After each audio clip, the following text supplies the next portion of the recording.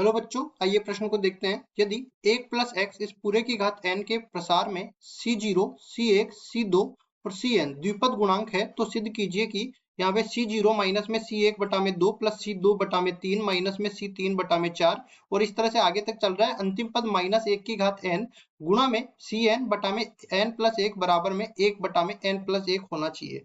यह हमें सिद्ध करके बताना है। प्रश्न को हल करने से पहले इसके मुख्य अवधारणा के बारे में चर्चा कर लेते हैं।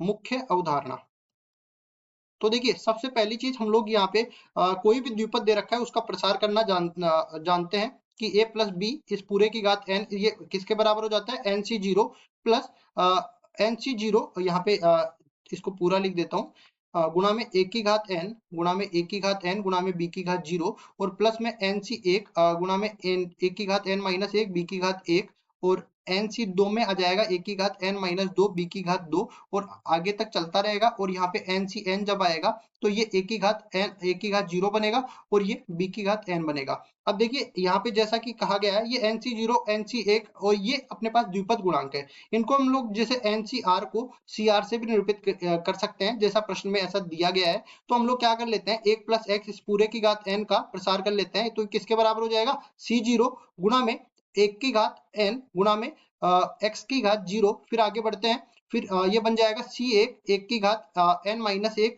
और x की घात 1। फिर आगे बढ़ते हैं, c2 में 1 की घात n माइनस 2 हो जाएगा और यहाँ पे x की घात 2 हो जाएगा। अंतिम पद में अपने पास cn रहेगा प्लस में cn, यहाँ पे भी प्लस आएगा, cn 1 की घात 0 हो जाएगा और x की घात n हो जाएगा।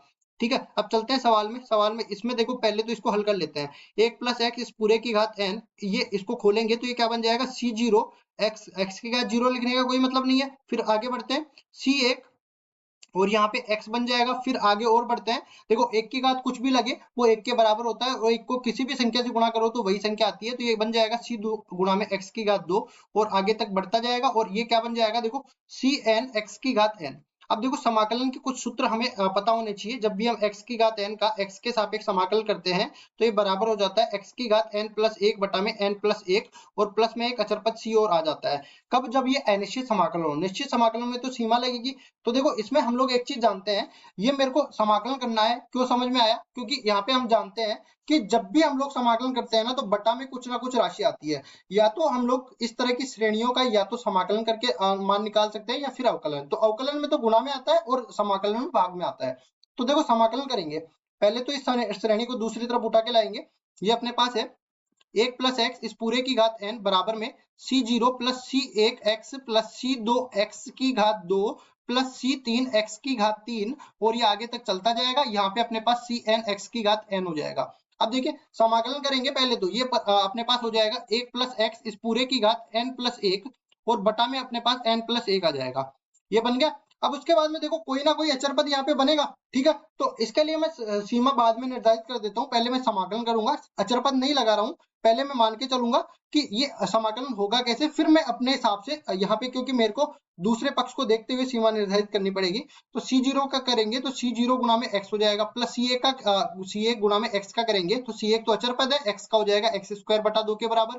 फिर आगे बढ़ते हैं, यहाँ पे अपने पास c2 x की घात 3 बटा में 3 के बराबर हो जाएगा। फिर अपने पास ये देखो c3 है, सॉरी c2 है, ये c3 है, x की घात 4 बटा में 4 हो जाएगा। आगे बढ़ते हैं तो अंतिम पद cn गुणा में x की घात n प्लस 1 बटा में n प्लस 1 के बराबर ये बन जाएगा। अब देखिए, इसमें सीमा निर्धारित करते हैं तो हमें देखो -1 तो लेना है, क्योंकि देखो इसमें एक पद माइनस का है एक पद प्लस का है। तो -1 तो लेना है और -1 के साथ दूसरा पद हम लोग 0 ले लेते हैं, क्योंकि देखो दूसरा पद हम लोग 0 के अलावा कोई दूसरा पद लेते हैं ना तो दो तरह की श्रेणियां बनेगी। तो एक -1 लेंगे और एक 0 लेंगे।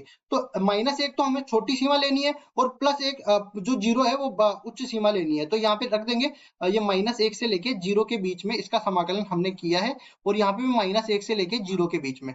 तो देखो, पहले मैं 0 रखूंगा तो यहाँ पे क्या बन जाएगा, 1 की घात n प्लस 1 तो 1 के बराबर ही हो जाएगा और -1 रखेंगे तो ये 0 के बराबर। नीचे वाला तो n प्लस 1 है ही और ये पूरा दूसरी तरफ अपने पास जब 0 रखेंगे तब ये पूरा मान, क्योंकि हर एक पद के गुणांक में x है तो ये x सारा 0 बन जाएगा। उसके बाद देखो माइनस तो उपनिष्ठ आ जाएगा और इसके बाद में यहाँ पे -1 रखेंगे तो ये क्या बन जाएगा, सी नोट गुणा में माइनस का 1 प्लस में C1 गुणा में देखो क्योंकि जीरो रखा ना, तो जीरो माइनस में यहाँ पूरा पर जीरो रखने पर जीरो और माइनस फिर निम्न सीमा रखेंगे, तो ये निम्न सीमा रखने जा रहा हूं मैं माइनस 1 की घात 2 बटा में 2, फिर आगे बढ़ेंगे और ये C2 गुणा में माइनस 1 की घात 3, इसको सही करेंगे, ये अपने पास माइनस 1 की घात 3 है, तो माइनस 1 की घात 3 और बटा में हो जाएगा 3 के बराबर प्लस प्लस C3 माइनस 1 की घात 4 और बटा में 4 हो जाएगा और आगे तक चलता जाएगा, प्लस में यहाँ पे कितना हो जाएगा Cn माइनस 1 की घात n प्लस 1 बटा में नीचे हो जाएगा n प्लस 1।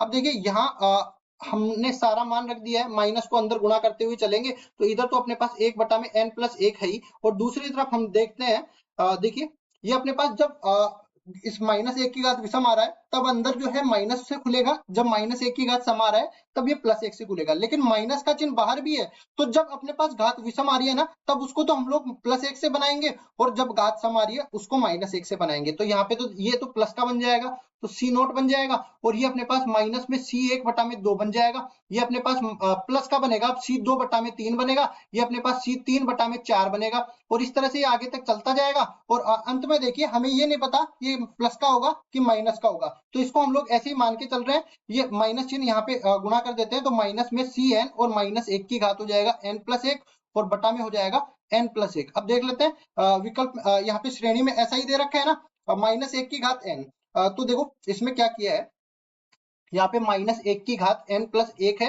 और माइनस 1 की घात यहाँ पे n है, तो इसमें हुआ ये है कि माइनस 1 की घात 1 को अलग किया है और वो माइनस 1 की घात 1 माइनस बना रहा था, माइनस माइनस प्लस बना दिया है, तो इस पूरे को मैं ये भी लिख सकता हूँ, या तो यहाँ पे माइनस जब आएगा ना तब तो ये माइनस 1 की घात n प्लस 1 आएगी, या फिर यहाँ पे माइनस नहीं आ रहा है, यहाँ पे सॉरी यहाँ पे प्लस आ रहा है तो इसकी घात n बनेगी, तो कुल मिला के C0 माइनस में C1 बटा 2 और प्लस में C2 बटा 3 माइनस में C3 बटा 4 और प्लस में ये आगे तक जा रहा है और यहाँ पे प्लस बनाऊंगा तो ये कितना बनेगा Cn गुणा में माइनस 1 की घात n और नीचे आ जाएगा n प्लस 1 और ये पूरी श्रेणी बराबर आ जाएगी 1 बटा में n प्लस 1 के बराबर, और यही तो हमें सिद्ध करना था, तो यही हमारा उत्तर आ जाएगा। आशा करता हूँ ये सवाल आपको समझ में आया होगा। धन्यवाद।